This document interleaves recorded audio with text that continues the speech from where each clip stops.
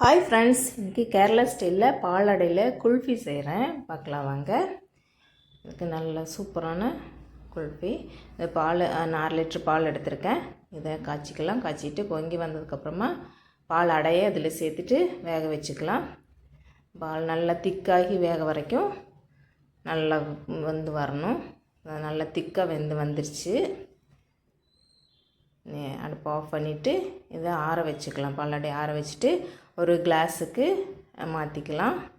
மாற்றிட்டு இதை ஒரு கவர் போட்டுட்டு மூடி வச்சுக்கலாம். அது சின்னதாக ஹோல்ட் பண்ணிக்கிறேன். இந்த கவரில் பண்ணிவிட்டு குல்ஃபி ஸ்டிக்கு தான் வச்சுட்டு இப்போ இதை போட்டு மூடிக்கலாம். ஒரு ரப்பர் பேண்ட் போட்டுட்டு டைட்டாக போட்டு வச்சுக்கலாம். இதுக்கு மேலே போட்டாச்சு. நீ ஃப்ரீசரில் ஒரு நாள் வச்சுட்டு நமக்கு அடுத்த நாள் எடுத்து பார்க்கலாம் எப்படி இருக்குன்னு. இதை நல்லா ரெடியாகி வந்துடுச்சு.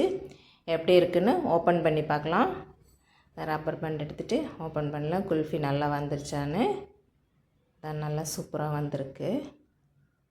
இந்த பாருங்கள், கேரளா ஸ்டைலில் பாலாடை குல்ஃபி நல்லா சூப்பராக வந்திருக்கு. வெயிலுக்கு நல்லா ஜில்லுன்னு சாப்பிட்றதுக்கு சூப்பராக இருக்கும்.